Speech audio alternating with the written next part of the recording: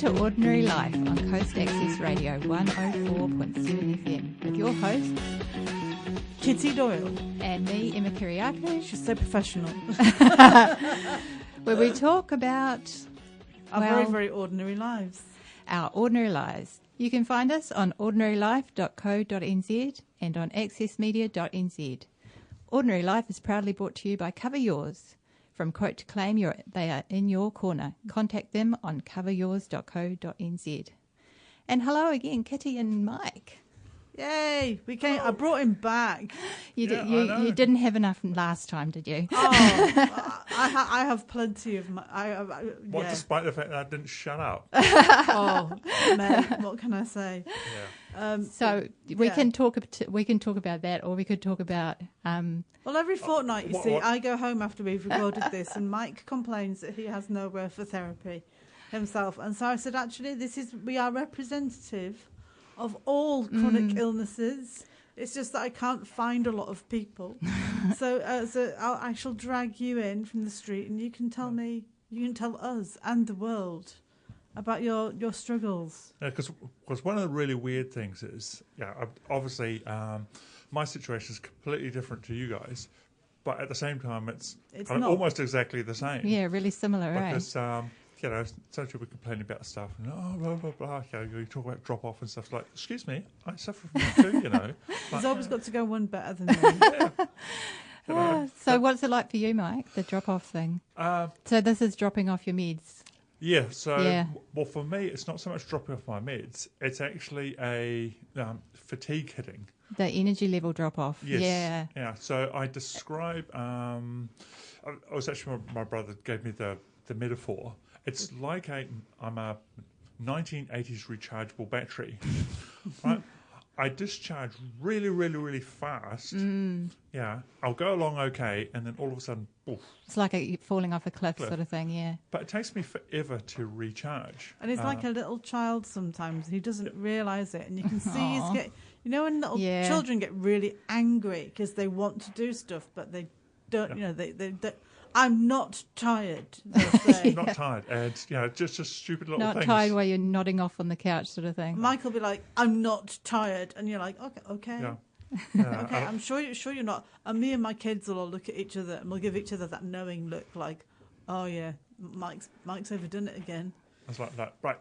No, I said I was going to make dinner. I'm going to make dinner. I'll go and get a potato, and Do I'll you fall on force the it- floor. Oh, I was just no. like, So Stamp around angrily. And I was about to say, do you force yourself through it like I can sometimes? I he go, can't I force must, himself. Yeah, I must do dinner, and I kind of Oh. stagger to the kitchen. watch me struggle. my problem is I kind of go from feeling a little bit tired to thinking, okay, and then I get some really weird symptoms. If I keep pushing, and then for some reason I start getting slight bits of reflux. Oh, okay. Yeah. Yeah. That's weird, hey? Yeah, Why is that weird for? I have no idea why. I It's just don't- like, okay, that's a bit odd. But just before that, I start feeling, I could best describe it as, it's like being drunk.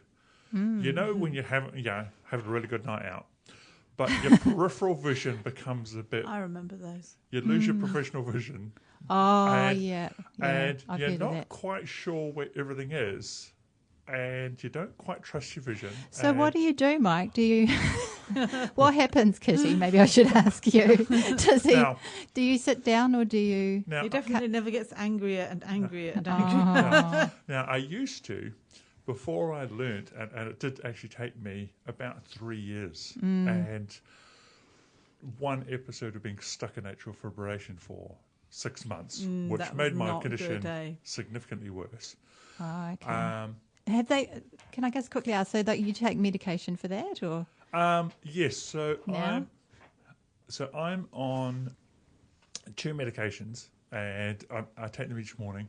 One is an antiarrhythmia medication, Right. and its job is to basically calm down the cells in my heart that create the pulse. Mm-hmm. Because one of the problems that I've discovered with my heart is, instead of having just a bass drummer, it's got a whole pile of drummers. Oh, okay. Right, Yeah. it's got lots. Yeah, half of my heart wants to get So in that's on to the slow action. it down and regulate it. And it Do kind you of like guys stuffs do a the- pillow into every drum. Yeah. Oh no! So So- everything's muffled. Yeah, and so just the bass drum comes through. So do you guys do the whole pill comparison? Well, the thing is, I was just about to say to you, can you imagine Emma only taking 2 pills a day? I'm the sorry. tragedy. I'm I know. sorry. No, but it's like it's not even. He's not even trying, man. I mean, yeah. No, I'm very glad he isn't, because when he tries, he does, spectacularly. Yeah. The other thing I take is a beta blocker, Yeah. and I take a pretty heavy dose of that. The highest dose I can give you is 10 milligrams, and I'm on 7.5, which is the. And we found out exactly what that does, didn't we? Yeah. Because my daughter, you remember Amelia, who's training to be a doctor, apparently they gave her a very, very, very, very, very tiny amount of beta blocker so they can experience how their patients feel. Well, so what are they? What do they do? What they basically do is when like you and I get a bit tired, our heart will kind of do stuff to give you a bit more energy, kind of. So basically, medically what it does is when your muscles need more oxygen, your brain releases adrenaline, Yeah. and it relaxes your lungs so you can take bigger breaths. See, there you go. He's all medical. I just said it does stuff. And it stiffens your arteries so that they can carry a higher blood pressure, and it tells your heart to speed up. And when you have a beta blocker, it doesn't do that. Your So you heart just doesn't feel do the knackered. speeding up bit. So your lungs I mean, still I relax. just feel okay. tired. Yeah. So it enables you to stay in rhythm, sort of thing. Yeah, because if I'm not medicated, my heart rate will basically vary each day from about 40 BPM when I'm resting up to about 220, which is not great. How do you guys deal with this as a family? Because you're both in there together, dealing with the separate issues. Well, I mean, What's the balance? what I find suppose? really hard is we've got. I have to push myself to keep going, and he has to slow down. So that's really, really difficult, and that is something that I think we both struggle with.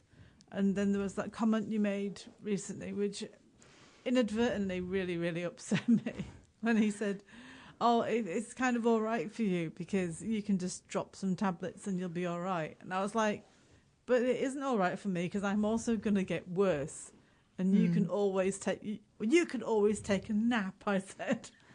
Oh my gosh! So it has gotten into conflict land. Yes. Yeah, it's like So talk to us about the jealousy, Mike, because I hear that. Oh, so I guess this is this radio show is a great example. So Look at you, Kitty. You've got a radio show. so yeah. How but dare there- I? it's actually you've got friends, right? Kitty has got you and Emma, and Emma, you've guys have got each other to Yeah. talk to. Yeah, and if you're having a bad day, you can give each other a call. Yeah. Is there anything like that for you in Heart World or whatever? Bingo. That's the big thing, isn't it? The short answer is no. Yeah. And people say, "Oh, what about the New Zealand Heart Foundation?" Yeah, they put lots of advice out, don't they? The New Zealand Heart Foundation focuses on sufferers of cardiovascular disease and Right. heart attack. Yeah. So it's So all that's- diet and exercise stuff. Yeah, so that's damage with the plumbing in your heart, basic blood dump. And you got sent along to that help thing, Yeah. didn't you? Just after he came out of hospital, they said, "We're going to send you for some rehabilitation at the hospital. It's going to be really good." And he went along, and it was basically lots of people who'd had heart attacks, and he's had a cardiac arrest, Oh my telling you how gosh. to not put salt in your diet and not eat fatty foods. And he was sat there thinking, "But I don't do this anyway." Yeah. So when I was discharged from hospital, I went through every heart test there was, and the cardiologist described my heart as disgustingly healthy. And when I asked, to clarify, Is that a medical term? He said, Well- "Mrs. Doyle, I've never seen a heart so healthy in a man of his age." So your problem is neurological, really, isn't it? well, the problem with my heart is electrical. The problem with Yeah. most people's hearts is the plumbing, And basically. what's wrong with your brain? And the problem with my Brain damage from. and because I had half an hour with insufficient blood supply Yeah. to my brain and actually to my entire body, I suffer huge amounts of fatigue, and I have suspected hypoxic brain damage. So everything is just really hard to do. So like when you Yeah. get tired, you can't even get to the supermarket and stuff, eh? 'Cause Yes. you can't So- process things. I mean, you're literally both dealing with brain things, not really brain and heart, eh? Well, yeah. Sort Yeah. of, mostly. And the problem is if I get too fatigued, then the control of my heart starts to Yeah. break down, Yeah. and it goes a bit crazy. So it kind of, they end up playing off each other. Yeah, and the only thing I can do is sleep. There's really nothing out there, is there? So yeah, so one of the problems for cardiac arrest survivors, particularly if you've been down for a long time, is I think these statistics will make it clear. Oh, and October, thank you for getting me in, because October is Cardiac Arrest Awareness Month internationally. Oh, remember that stat you told me yesterday? Yes. Yeah, I That was was just quite going there. scary, yeah. So, out of hospital heart attack survival rates, over 80%. If you have a heart attack outside of a hospital, your chance of survival is greater than 80%. Wow. If you have a cardiac arrest outside of hospital, your chance of survival is less than 8%. Oh my gosh. Yeah. And I'm on a cardiac arrest survivors Facebook group, Right. and whenever anyone talks about it, usually people were, say, down as the It's the term. Yeah. for most people are 2 or 3 minutes. Yeah, maybe you might get a few up at 8 or 9 minutes. I was 32. it the, just blows my mind. Yeah. There's very few people in that group, even at my length of time and more. Now, I do know of someone on the group who survived 52 minutes Wow. of CPR. That's insane. So So does the group though? Is there any help from that group, or is it? we just support each other, and Yeah. that's it. Yeah. And, So what does that look like though? Well, yeah. Well, yeah, one of the problems is that people like me aren't alive. We just don't survive. Yeah. So there aren't people like me to talk around, because the chance of actually me being me and me being here And is it's so slim. And there's all these things Wow. around it, isn't there? Like there's the survivor guilt, and there's the should I be here that people go through, and people don't like to talk about it because I remember the first time I said to Mike, I told him what had happened.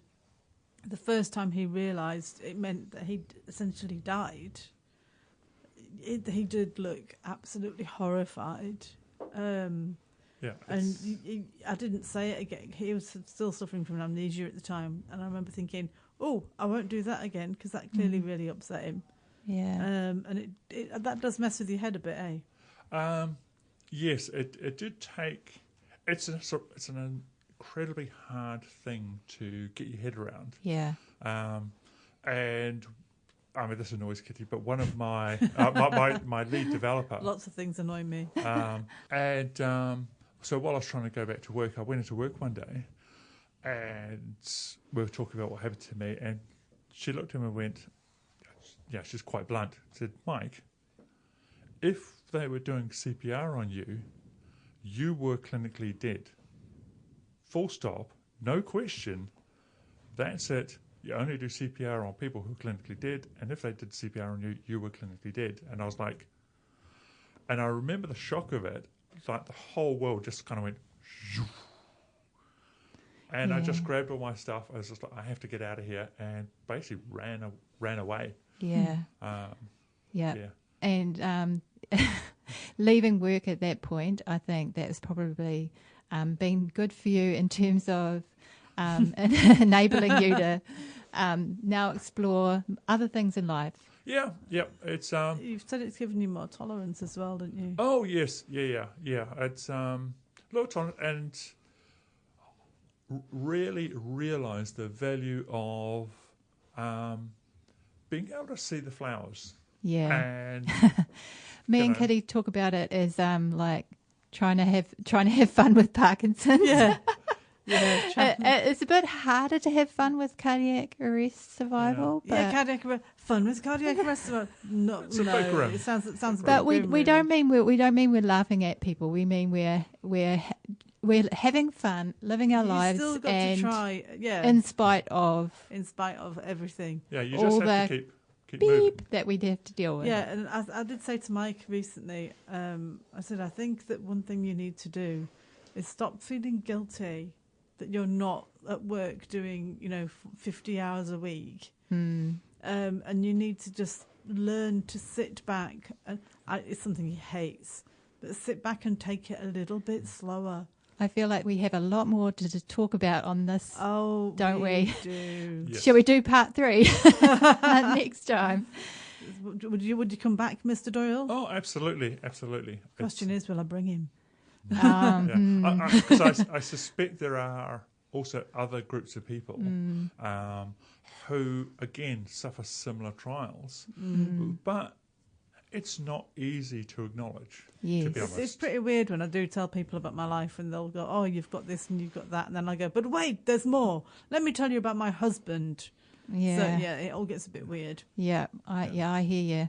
Well, unfortunately, that's all we've got time for today. It is. And so that's it from us on Ordinary Life. This has been me, Emma. And me, Kitty. And me, Mike.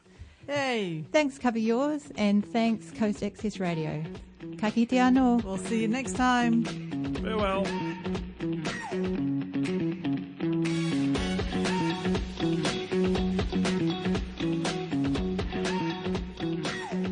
This program was made with assistance from New Zealand On Air for radio broadcast and through the accessmedia.nz website. Thank you, New Zealand On Air.